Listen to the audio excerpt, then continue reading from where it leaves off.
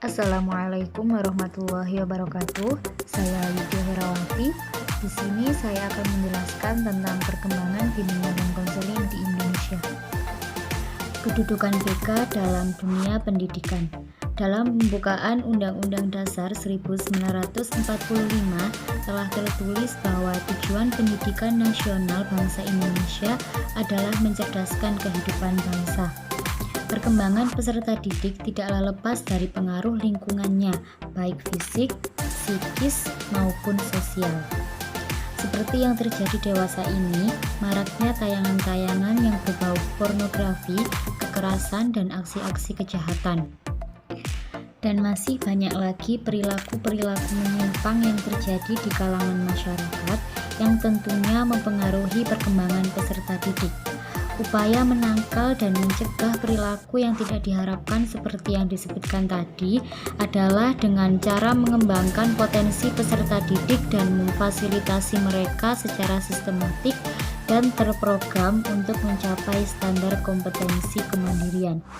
Upaya ini merupakan tugas bimbingan dan konseling yang harus dilakukan secara proaktif dan berbasis data tentang perkembangan peserta didik beserta berbagai faktor yang mempengaruhinya. Sejarah bimbingan dan konseling di Indonesia. Periodisasi mengenai perjalanan historis pergerakan bimbingan dan konseling di Indonesia secara ringkas oleh Prayitno, yaitu pada periode pertama dan kedua sebelum tahun 1960 sampai dengan 1970-an, periode ketiga yaitu pada tahun 1970 sampai dengan 1990-an, pada periode keempat yaitu pada tahun 1990 sampai dengan 2000, lalu yang terakhir adalah periode kelima.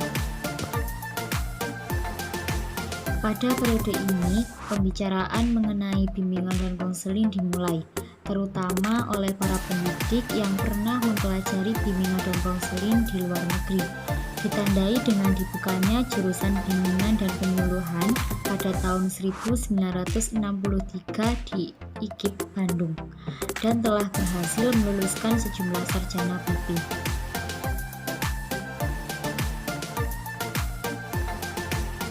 Periode ini atau periode ketiga diberlakukannya kurikulum 1975 untuk SD sampai SMA. Kurikulum ini secara resmi mengintegrasikan ke dalamnya layanan BP bagi siswa.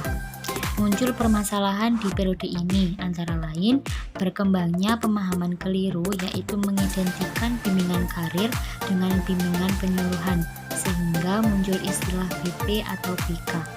Yang kedua, terjadi kerancuan dalam mengimplementasikan SK. Pada periode keempat, terjadi peristiwa 1. Diubahnya secara resmi kata penyuluhan menjadi konseling. 2. Pelayanan BK di sekolah hanya dilaksanakan oleh guru pembimbing yang secara khusus ditugasi untuk itu. 3. Mulai diselenggarakan penataran. 4. Mulai adanya formasi untuk pengangkatan menjadi guru pembimbing.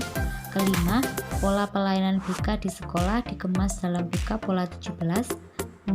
Dalam bidang kepengawasan sekolah dibentuk kepengawasan bidang BK. 7.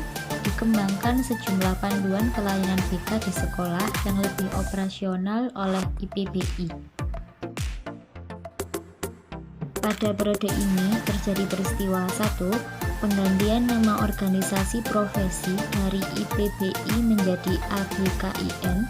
2. Lahirnya Undang-Undang Nomor 20 Tahun 2003 tentang Sistem Pendidikan Nasional. Ketiga, terjalin kerjasama pengurus ABKIN dengan Dikti Depniknas. 4. Kerjasama ABKIN dengan Direktorat PLP dalam merumuskan kompetensi guru pembimbing. Terima kasih.